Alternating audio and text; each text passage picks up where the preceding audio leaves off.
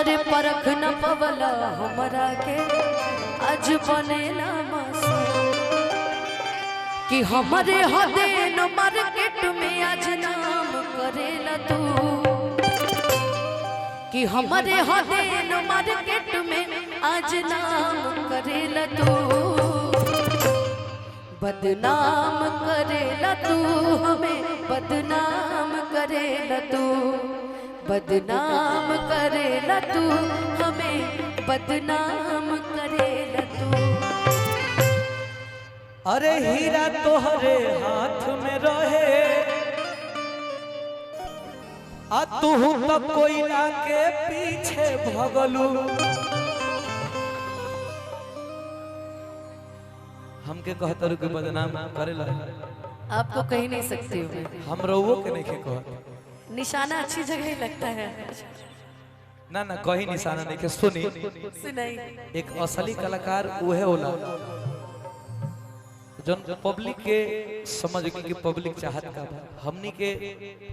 भगवान यही रूप में सेवा करे के भेजले बाड़न कि आप लोग गा बजा करके लोगों को मनोरंजन करके एंटरटेन करिए। अरे कि सोना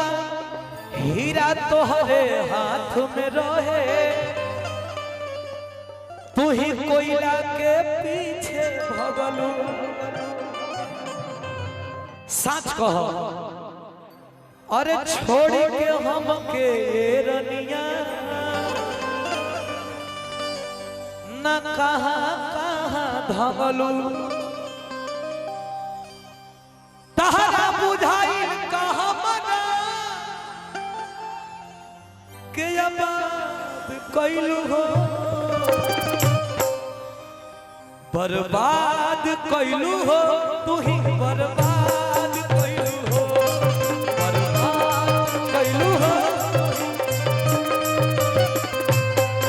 बर्बाद कैलो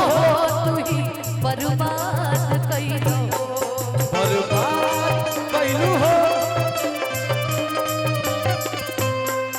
सोना के कदर सोनरा जाने तहरा के नाम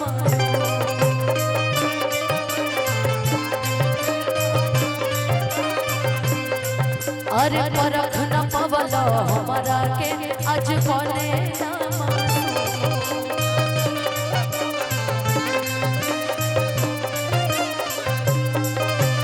हमारे हदे मार्केट में आज नाम करेला तू हमारे हदे मार्केट में आज नाम करेला तू बदनाम करेला तू हमें बदनाम करेला तू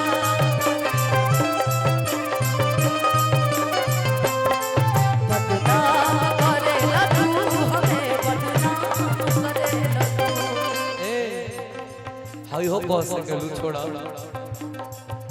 बलम मोरा कोरा के सुतवैया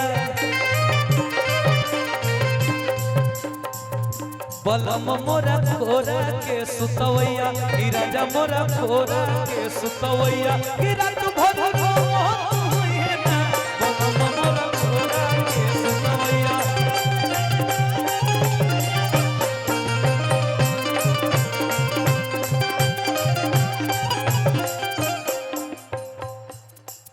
जाके परदेसवा नहीं लागत होई निदिया जब सोवत होई है जाके परदेसवा नहीं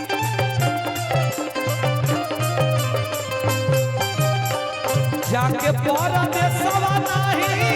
लागत होई निदिया जब सोवत होई है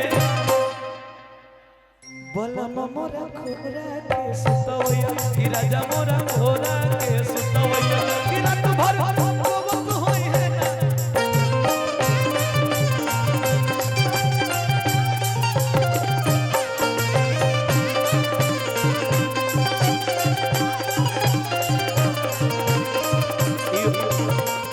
इहो रोल को सकिला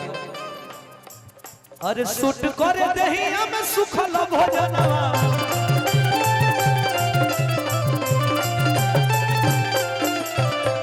अरे सूट करे देही हम सुखल भोजनवा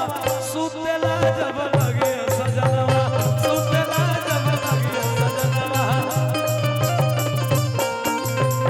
सुतेला जब लगे सजनवा सुतेला। अनुपमा जी कुछ सोचा था कुछ बढ़िया चीज कोई हम ये कहो हां हां हां अरे बलमा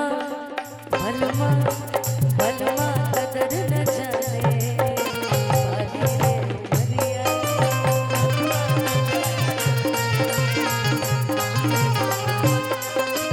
कबूले जुगा के राखी कबूले जुगा के राखी हम सोढ़ा रोल बनिया के बलमा बलमा बलमा कदर न जाने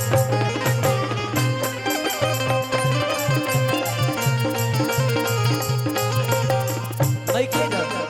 रुआ कहे का मतलब कि बाली उम्र का कदर नहीं के जानत बलमा इहो रुआ कह दे पियावा से नीक बात पियावा हो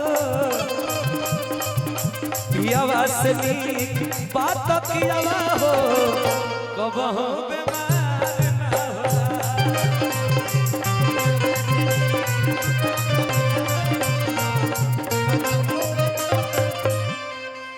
और बहुत सारा कलाकार भी बनी। हम ये सोचत रहनी मन में कि अभी आदित्य भी बनी रघु भी बनी और शायद मोनू अलवेला जी भी आइल बनी वहाँ के भी बनी और निशांत भी जब बैठल बनी ना गाँव सबसे बड़ गाड़ी यही दी हमरा के। अभी भी एगो गाना हमने के सुन ले बनी पवन जी के बड़ा सुंदर गाना आयल है और गाना